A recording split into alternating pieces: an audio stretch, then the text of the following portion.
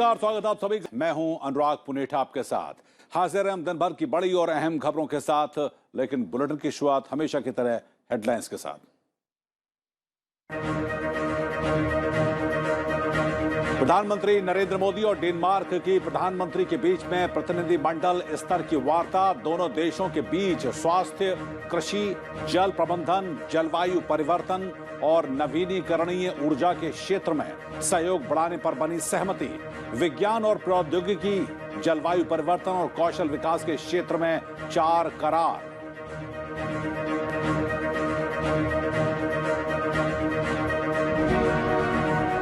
भारत और चीन के बीच में 13वें दौर की कमांडर स्तरीय वार्ता कल। पूर्वी लद्दाख में LAC पर चीन की ओर और मोल्डो बॉर्डर पॉइंट पर होगी बातचीत। दिपसंग, बुल्गे और डेमचौक मुद्दे के समाधान के साथ दूसरे क्षेत्र में सीमा पर तनाव को कम करने पर होगी बातचीत।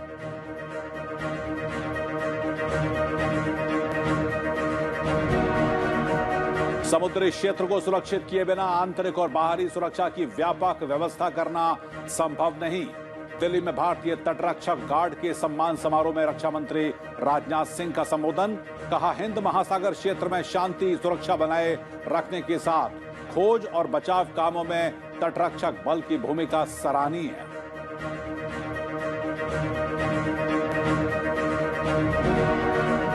सदन में गतिरोध की बजाय सार्थक चर्चा पर उपराष्ट्रपति एम वेंकैया नायडू का जोर। ईटानगर में अरुणाचल प्रदेश विधानसभा के विशेष सत्र को किया संबोधित। पूर्वोत्तर में सिर्फ 4% महिला विधायकों की संख्या और विधानसभाओं की कम बैठकों पर जताई चिंता।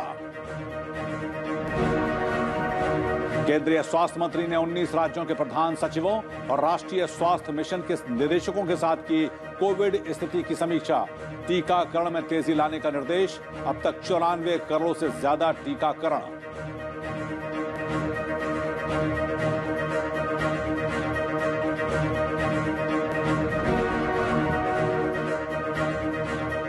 और अब खबरें विस्तार से। भारत और डेनमार्क ने आपसी सहयोग को बढ़ाने के 4 समझौतों पर आज हस्ताक्षर किए हैं। प्रधानमंत्री नरेंद्र मोदी और डेनमार्क की प्रधानमंत्री के बीच में दिल्ली में हुई द्विपक्षीय वार्ता के बाद इन समझौतों पर हस्ताक्षर किए गए। दोनों देशों ने स्वास्थ्य, कृषि, जल प्रबंधन, जलवायु परिवर्तन, नवीन और नवीनकरणीय ऊर्जा के क्षेत्र में सहयोग को और मजबूत करने का भी फैसला किया। दोनों पक्षों ने भारत डेनमार्क हरित रणनीतिक साझेदारी के तहत हुई प्रगति की भी समीक्षा की। हैदराबाद हाउस में प्रधानमंत्री नरेंद्र मोदी और डेनमार्क की प्रधानमंत्री मेटे फ्रेडरिक्सन के बीच प्रतिनिधि स्तर की वार्ता में नवीन और नवीकरणीय ऊर्जा, कारोबार, निवेश समेत द्विपक्षीय संबंधों को लेकर विस्तार से चर्चा हुई। द्विपक्षीय वार्ता के बाद दोनों देशों के बीच 4 समझौता ज्ञापनों पर हस्ताक्षर किए गए। साझा बयान में प्रधानमंत्री नरेंद्र मोदी ने कहा कि दोनों देशों ने महामारी के दौरान भी सहयोग जारी रखा। उन्होंने कहा कि डेनिश कंपनियों के लिए भारत नया नहीं है। उन्होंने न सिर्फ मेक इन इंडिया बल्कि make in India for the world को सफल बनाने में महत्वपूर्ण योगदान दिया है।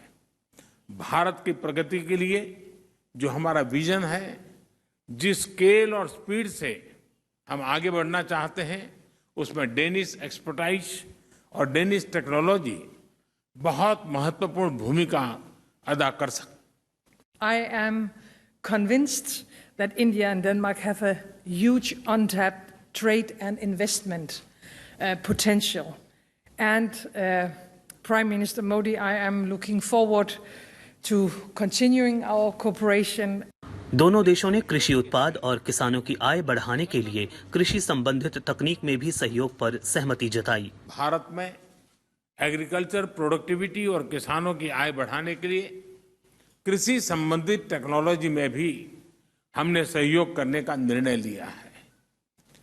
इसके अंतर्गत food safety, cold chain, food processing, fertilisers, fisheries, aquaculture आदि अनेक क्षेत्रों की टेक्नोलॉजीज पर काम किया जाएगा। We also agreed to work even closer together on areas as health and agriculture. Our green cooperation is now a part of a very ambitious 5-year joint action plan. वहीं Denmark के अंतर्राष्ट्रीय सौर alliance का सदस्य बनने पर प्रधानमंत्री ने खुशी जताते हुए कहा कि इससे दोनों देशों की साझेदारी को नई दिशा मिलेगी। क्लाइमेट चेंज के विषय पर सहयोग बढ़ाने के लिए अपनी प्रतिबद्धता को भी दोहराया। इस संदर्भ में यह भी बहुत प्रसन्नता की बात है कि डेनमार्क इंटरनेशनल सोलर अलायंस का सदस्य बन गया है। हमारे सहयोग में यह एक नया आयाम जुड़ा है। In many ways, we have already now also made some very important results when it comes to the fight against climate changes. If we are able to do that for nearly 6 million Danes, imagine the potential when it comes to 1.4 billion Indians. Bharat और Denmark के बीच मजबूत कारोबारी और निवेश संबंध हैं। दोनों देशों के बीच नवीकरणीय ऊर्जा, स्वच्छ प्रौद्योगिकी, जल और कचरा प्रबंधन, कृषि, पशुपालन, विज्ञान और प्रौद्योगिकी, डिजिटलीकरण, स्मार्ट सिटी, पोत क्षेत्रों में मजबूत सहयोग है। इससे पहले प्रधानमंत्री नरेंद्र मोदी ने डेनमार्क के प्रधानमंत्री का राष्ट्रपति भवन में औपचारिक स्वागत किया। इस अवसर पर उन्हें गार्ड ऑफ ऑनर पेश किया गया।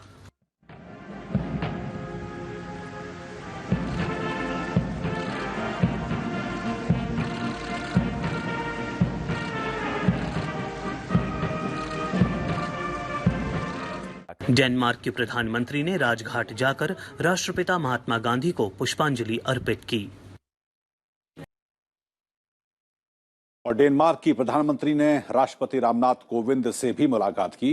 ये मुलाकात राष्ट्रपति भवन में हुई और इस दौरान कई अहम मुद्दों पर चर्चा की गई।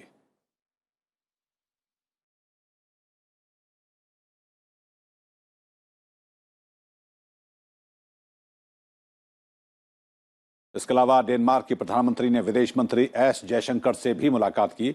इस दौरान दोनों नेताओं के बीच में आपसी हितों से जुड़े कई अहम विषयों पर चर्चा हुई।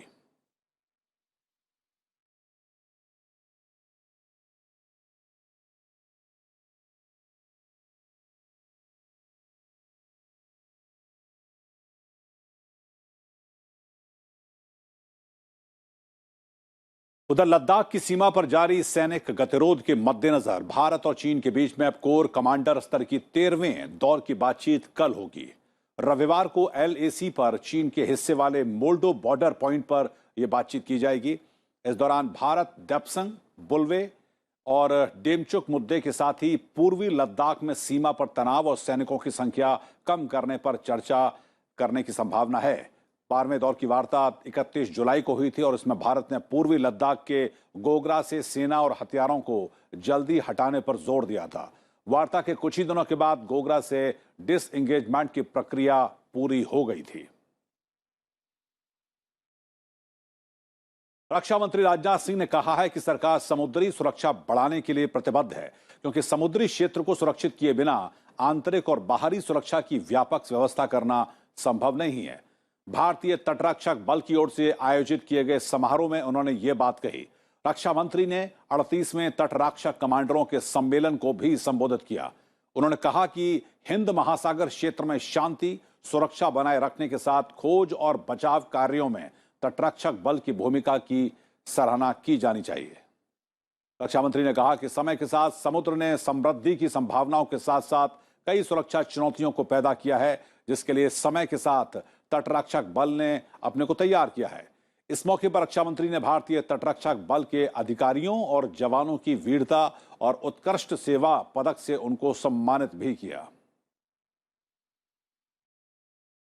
कि मैरीटाइम सिक्योरिटी को इंश्योर किए बिना एक कॉम्प्रिहेंसिव इंटरनल और एक्सटर्नल सिक्योरिटी फ्रेमवर्क बनाना किसी भी सूरत में संभव नहीं है।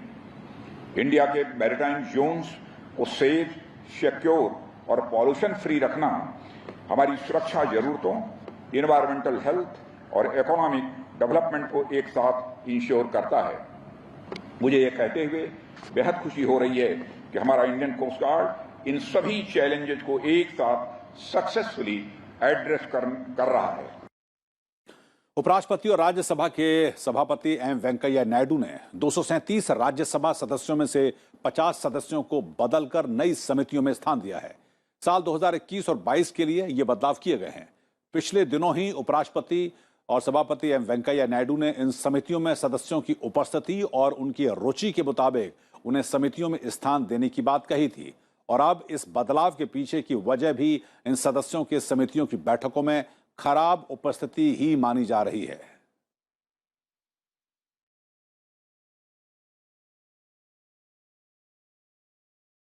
उपराष्ट्रपति एम वेंकैया नायडू ने कहा कि आज जब हम आजादी का अमृत महोत्सव मना रहे हैं तो हमें राष्ट्र की भव्य लोकतांत्रिक परंपरा को मजबूत करने के लिए संकल्प लेना चाहिए।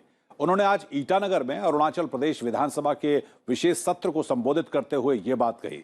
उन्होंने कहा कि संसद व विधानसभाओं में बढ़ते व्यवधान से लोग हताश हो रहे हैं। हमें यह सुनिश्चित करना चाहिए कि विधानसभाएं और संसद नए भारत को आकार देने के लिए प्रभावी उपकरण बने। अरुणाचल प्रदेश विधानसभा के विशेष सत्र को संबोधित करते हुए उपराष्ट्रपति एम वेंकैया नायडू ने पिछले 7 सालों में पूर्वोत्तर राज्यों के विकास यात्रा की सराहना की और क्षेत्र के विकास में लंबी छलांग के लिए 15 सूत्री रास्ता बताया, जिसमें निवेश, आत्मनिर्भरता, सीमा विवादों का समाधान और प्रभावी शासन शामिल है। Towards socio-economic development with completion of several infrastructure and other development projects and many others in progress. This kind of transformation is a clear evidence of resurgence in this important border state in particular and the northeastern region in general. I wish to describe this as NER in NER, which means the new era of resurgence in the northeast region. उपराष्ट्रपति ने उत्तर पूर्वी क्षेत्र की स्वायत्तता परिषदों के प्रभावी कामकाज को सुनिश्चित करने की आवश्यकता पर जोर दिया। उन्होंने पूर्वोत्तर में सिर्फ 4% महिला विधायकों की संख्या और विधानसभाओं की कम बैठकों पर चिंता जताई। उपराष्ट्रपति ने सदन में गतिरोध के बजाय सार्थक चर्चा पर जोर दिया। We need to focus, all the legislatures across the country should focus on having a meaningful debate and discussion in the House about the issues concerning the state and its people, issues concerning the country and its affairs. The best forum is legislature. इस मौके पर उपराष्ट्रपति ने राज्य विधानसभा में coffee table book a Citadel of people the Arunachal Pradesh legislative assembly का विमोचन भी किया। साथ ही उन्होंने अरुणाचल प्रदेश विधानसभा पुस्तकालय, दोरजी खांडू सभागार और पेपर रिसाइकलिंग इकाई का भी उद्घाटन किया। उधर रूस की फेडरल असेंबली के उपाध्यक्ष कॉन्स्टेंटिन कोसावचेव ने राज्यसभा के उपसभापति हरिवंश जी से मुलाकात रोम में की है। इस द्विपक्षीय वार्ता के दौरान दोनों नेताओं के बीच भारत और रूस के संबंधों के साथ साथ कई अंतर्राष्ट्रीय मुद्दों पर भी बातचीत हुई। राजनीतिक, आर्थिक और व्यापारिक संबंधों में आपसी सहयोग बढ़ाने की आवश्यकता को लेकर भी दोनों नेताओं में चर्चा हुई। राज्यसभा के उपसभापति हरिवंश इन दोनों G20 संसदीय अध्यक्षों के शिखर सम्मेलन में हिस्सा लेने के लिए इटली की राजधानी रोम में हैं।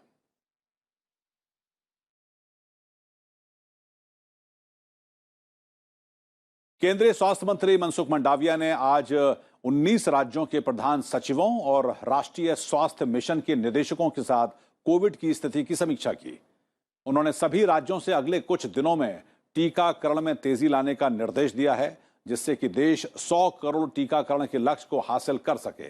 स्वास्थ्य मंत्री ने लोगों से त्योहारों के दौरान कोविड दिशा निर्देशों का पालन करने को कहा है। मनसुख मंडाविया ने कहा कि महामारी पर काबू पाने के लिए कोविड दिशा निर्देशों का पालन और टीकाकरण में तेजी लाने की आवश्यकता है। स्वास्थ्य मंत्री ने यह बताया कि राज्यों के पास कोविड रोधी टीके की 8 करोड़ से ज्यादा डोज अभी भी उपलब्ध हैं। सरकार ने सिरिंजों की घरेलू उपलब्धता को बढ़ाने के लिए उनके निर्यात पर मात्रात्मक प्रतिबंध लगाया है। 3 महीने के लिए सिर्फ 3 श्रेणियों की सिरिंज पर यह पाबंदी लागू रहेगी। इस बीच देश में कोविड टीकाकरण अब 94 करोड़ के पार पहुंच गया है। पिछले 24 घंटों के दौरान टीके की 80 लाख खुराकें लगाई गई और पिछले 24 घंटों में 23,000 से अधिक मरीजों के स्वस्थ होने से कोविड से स्वस्थ होने की दर अब 97.98% हो गई है और पिछले 24 घंटों में 20,000 से कम कोविड से इन्फेक्टेड लोगों के मामले सामने आए हैं। और अब वक्त तो चला है राज्यों से जुड़ी हुई अहम खबरों को जानने का।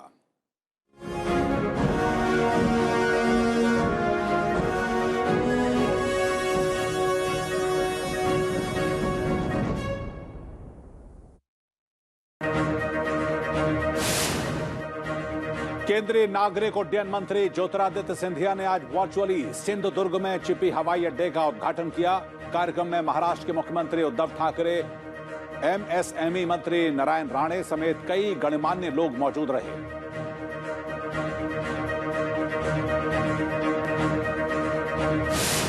केंद्रीय खेल मंत्री अनुराग सिंह ठाकुर ने आज दिल्ली के टेरिटोरियल आर्मी कैंप में रक्तदान किया। उन्होंने कहा कि टेरिटोरियल आर्मी अपनी स्थापना की 72वीं वर्षगांठ मना रही है और उस मौके पर 75 जवानों और अधिकारियों ने दिल्ली कैंट से लाल किले तक साइकिलिंग करके और रक्तदान करके इसको मनाया। केंद्रीय सूचना और प्रसारण राज्य मंत्री डॉक्टर एल मुरुगन जम्मू कश्मीर के 3 दिन के दौरे पर हैं। यहां अवंतीपुर में आज उन्होंने इंटीग्रेटेड रीसर्कुलेटरी एक्वाकल्चर सिस्टम का शुभारंभ किया।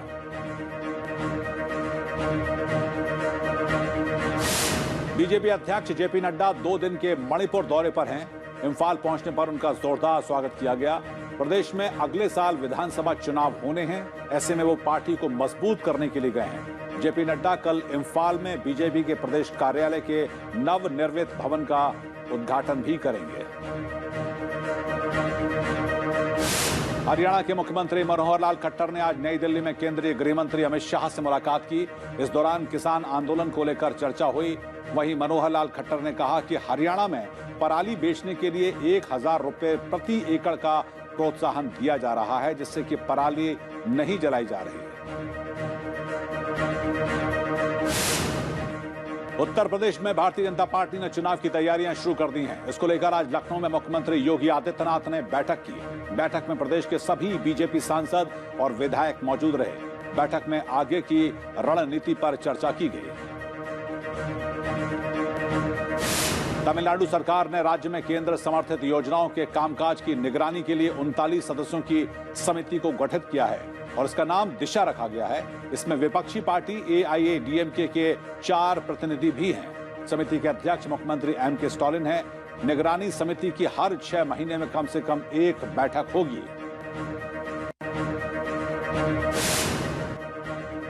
लद्दाख में चीनी सेना की घुसपैठ और हाल ही में ताइवान पर चीनी हमले की धमकी ने पूरी दुनिया का ध्यान खींचा। इंडिया ताइवान जर्नलिस्ट कॉन्क्लेव में भारत और ताइवान के पत्रकारों ने हाल ही में चीन की विस्तारवादी नीति पर चिंता जताई। अरुणाचल प्रदेश सरकार ने औपचारिक रूप से पंचायती राज संस्थानों को अधिकार सौंपा है। पंचायत निकायों को शक्तियों का औपचारिक हस्तांतरण सतत, सहभागी, समावेशी, व्यापक और अधिकारिता यानी कि स्पाइस मॉडल को अपनाकर पंचायती राज संस्थाओं को स्वशासी निकाय बनाने के लिए किया गया है। उत्तराखंड के दौरे पर आए नीति आयोग के उपाध्यक्ष डॉक्टर राजीव कुमार ने देहरादून में किसानों और उद्यमियों के प्रतिनिधियों से मुलाकात की। इस मौके पर प्रदेश के मुख्यमंत्री पुष्कर सिंह धामी भी मौजूद रहे। बैठक में प्रदेश के विकास से जुड़े मुद्दों पर विचार विमर्श किया गया। जम्मू कश्मीर के श्रीनगर के नीतिपोरा इलाके में सुरक्षा बलों के साथ मुठभेड़ में लश्कर-ए-तैयबा का एक आतंकी मारा गया, जबकि दूसरा भागने में कामयाब रहा, जिसकी तलाश की जा रही है। पुलिस दल पर गोलीबारी के बाद जवाबी कार्रवाई में आतंकी मारा गया।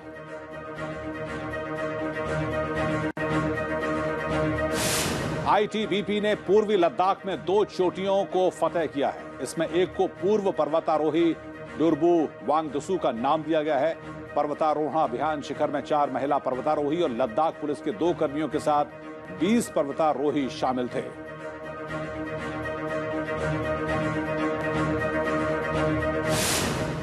हैदराबाद में शुक्रवार की रात को भारी बारिश हुई, जिससे कई नाले ओवरफ्लो हो गए।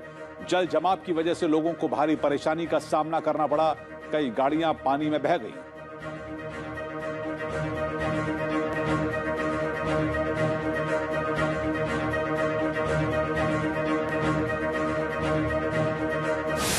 मुंबई में इको फ्रेंडली दुर्गा पूजा पंडाल को 4.5 लाख लेडी लाइट से सजाया गया है।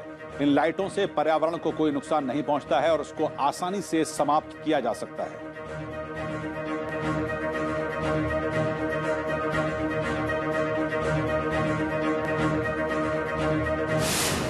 पश्चिम बंगाल के आसनसोल में दुर्गा पूजा पंडाल में अलग अलग थीम दर्शाए गए। एक पंडाल में रविंद्रनाथ टैगोर के गीतों को चित्र के जरिए दर्शाया गया है।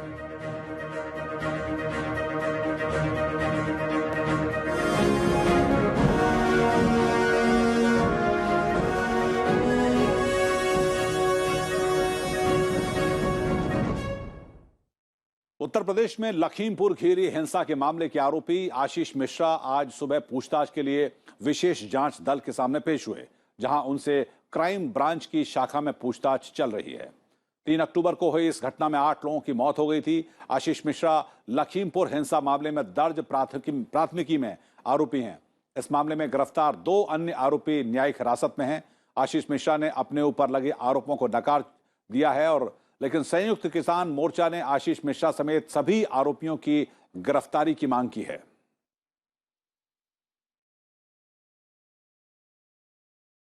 उधर शाहरुख खान के बेटे आर्यन खान बीते शनिवार से ड्रग्स से जुड़े एक मामले में नारकोटिक्स कंट्रोल ब्यूरो की हिरासत में हैं। सोमवार को मुंबई की एक कोर्ट ने आर्यन की कस्टडी को बढ़ाकर 7 अक्टूबर तक कर दिया था। वहीं इस पूरे मामले को लेकर एनसीबी ने डिप्टी डीजी ज्ञानेश्वर सिंह ने मीडिया से बात करते हुए पूरे मामले की जांच को निष्पक्ष और कानून के मुताबिक बताया। On the specific information, the team of NCB Mumbai zone raided at International Cruise Terminal, Green Gate, Mumbai and Cordilla cruise ship on 2nd of October and intercepted 8 persons on the spot along with various drugs like cocaine, mephedrone, charas, hydroponic weed, MDMA and cash worth 1,33,000. विदेश मंत्री S Jaishankar कल Kyrgyz गणराज्य, Kazakhstan और Armenia की 4 दिवसीय यात्रा पर रवाना होंगे। एस जयशंकर 2 दिन की यात्रा पर रविवार को किर्गिज पहुंचेंगे। विदेश मंत्री बनने के बाद किर्गिज गणराज्य की उनकी यह पहली यात्रा है। इस दौरान विदेश मंत्री अपने समकक्ष के साथ और इसके अलावा राष्ट्रपति से भी मुलाकात करेंगे। विदेश मंत्री सोमवार को कजाकिस्तान की 2 दिन की यात्रा पर रहेंगे। इस दौरान वो नूर सुल्तान में होने वाले 6ठे एशिया वार्ता और विश्वास निर्माण उपायों पर मंत्री स्तरीय सम्मेलन CICA में हिस्सा लेंगे। विदेश मंत्री कजाकिस्तान के उप प्रधानमंत्री और विदेश मंत्री के साथ बातचीत भी करेंगे। वे कजाकिस्तान के राष्ट्रपति से भी मिलेंगे। विदेश मंत्री 12 और 13 अक्टूबर को आर्मीनिया का भी दौरा करेंगे। विदेश मंत्री आर्मीनिया के विदेश मंत्री, प्रधानमंत्री और आर्मीनिया की नेशनल असेंबली के अध्यक्ष से भी मुलाकात करेंगे। अंतर्राष्ट्रीय कराधान प्रणाली में एक बड़े सुधार के तहत भारत समेत 136 देशों ने वैश्विक स्तर पर कर नियमों में पूर्ण बदलाव की सहमति दे दी है। यह व्यवस्था लागू होने पर बहुराष्ट्रीय कंपनियों को अपने परिचालन वाले देशों में न्यूनतम 15% की दर से कर देना होगा। आर्थिक सहयोग और विकास संगठन जारी योजना के मुताबिक इस करार के तहत देशों को सभी प्रकार का डिजिटल सेवा कर और इसी तरह के अन्य उपायों को वापस लेने के साथ भविष्य में ऐसा कोई कर नहीं लगाने की प्रतिबद्धता जतानी होगी। G20 देशों के वित्त मंत्रियों की 13 अक्टूबर को वॉशिंगटन में बैठक की जानी है, जिसमें इसे अंतिम रूप दिया जाएगा। यह व्यवस्था 31 दिसंबर 2023 से पहले तक या फिर बहुपक्षीय संधि के प्रभाव में आने तक लागू रहेगी। हालांकि 4 देश जिनमें केन्या, नाइजीरिया, पाकिस्तान और श्रीलंका अभी तक इस समझौते में शामिल नहीं हुए हैं।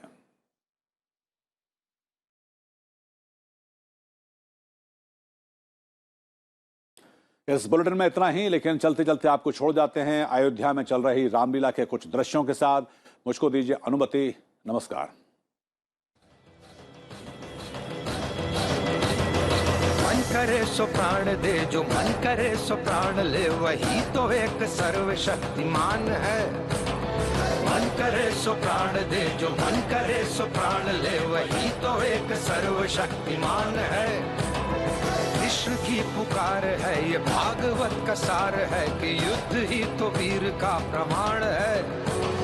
कौरवों की भीड़ हो या पांडवों का नीड़ हो, जो लड़ सका है वो ही तो महान है। अहंकारी राक्षस, तू अपने ही बुने हुए शब्दजाल की भेंट चढ़ गया है। स्मरण कर वरदान के शब्दों को। मैं न देव हूँ, न मानव, न पशु, ये न बंदे है, न बाहर चौखट है।